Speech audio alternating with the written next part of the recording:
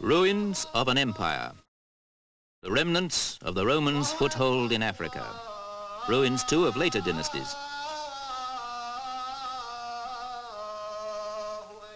Hassan's tower is a monument to the spread of the Moslem faith across North Africa to the Kingdom of Morocco.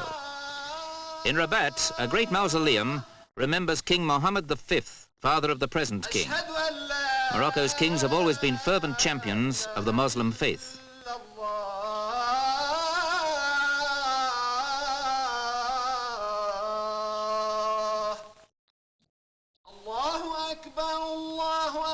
There is no God but God. Mohammed is the apostle of God. The call to prayer echoes through Muslim countries 5 times every day. Those who answer it may choose to make a pilgrimage to Mecca at least once in their lifetime, whether they live in North Africa, Nigeria, or the Far East. But for the faithful in Morocco, there is another sacred journey to be made.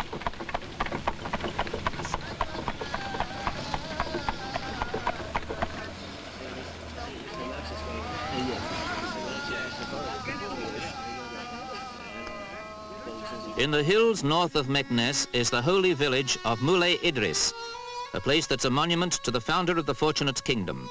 Its heart is the sanctuary of Idris the Elder, warrior defender of the Muslim faith.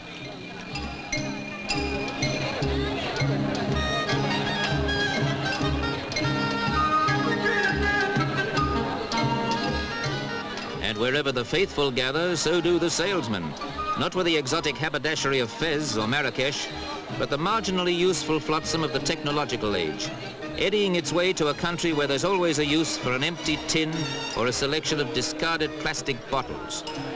And of course, spices. The holy village is open to all, but non-believers aren't allowed to live there, nor can they go beyond the barrier into the ancient shrine itself. A village that's a living shrine to the Muslim tradition. Gold leaf-layered statues here are still life testimonies to thousands of years of Buddhism, spreading from the Himalayas to colorful climax in a land with as many temples as Morocco has mosques, Thailand. Islam or Buddhism, there is always ceremony. The age-old movements of the Thai nail dance open the annual ceremony of Gatin.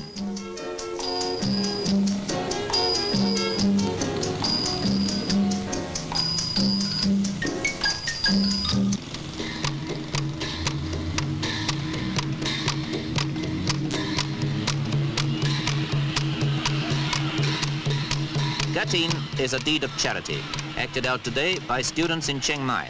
It's the East version of a university rag.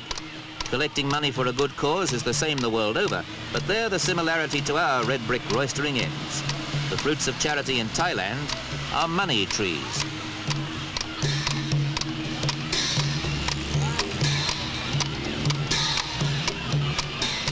Charity paraded in the street means more than money. It means offerings by the students to the Buddhist monks at the Chiang Mai monastery.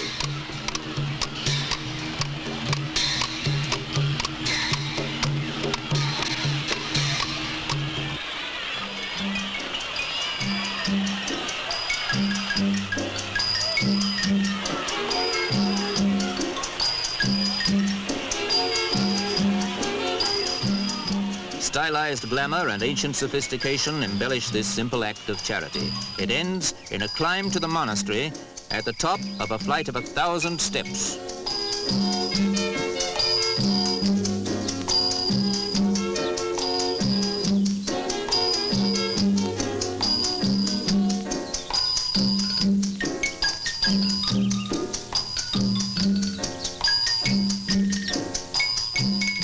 Bare necessities of life wrapped up in a polythene bag.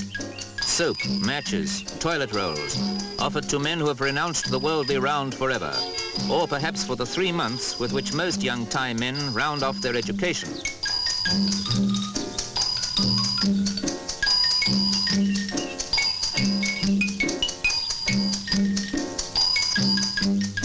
After the dance, there are the appropriate obeisances, flowers and prayers to express faith, respect, and on this day of charity, hope.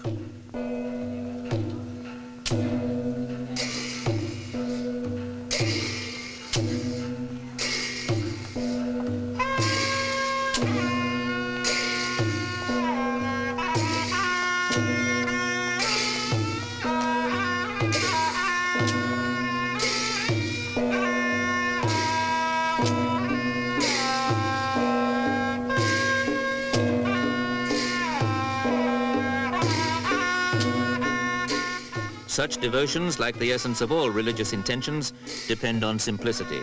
Youth offers its tribute, and the gods approve. But there are less decorous acts of charity. This open-air school in the midst of near wilderness offers hope to children unused to reckoning on any kind of future. Now there's a point in learning how to tell the time. Lesotho, one-time British protectorate of Basutoland, is one of Africa's newest independent nations. This school survives in a rudimentary way, surrounded by the comparative riches of South Africa. After class, the children take up gardening, not just to learn the art of cultivation, but to survive.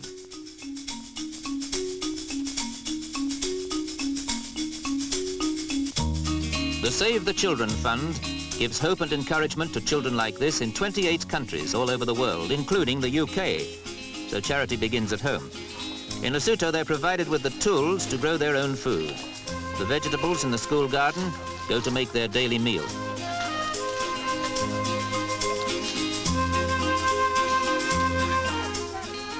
For every shilling given, more than 10pence is spent on the spot, and there are 120,000 children at the receiving end. What one nation finds no use for, another is happy to exploit.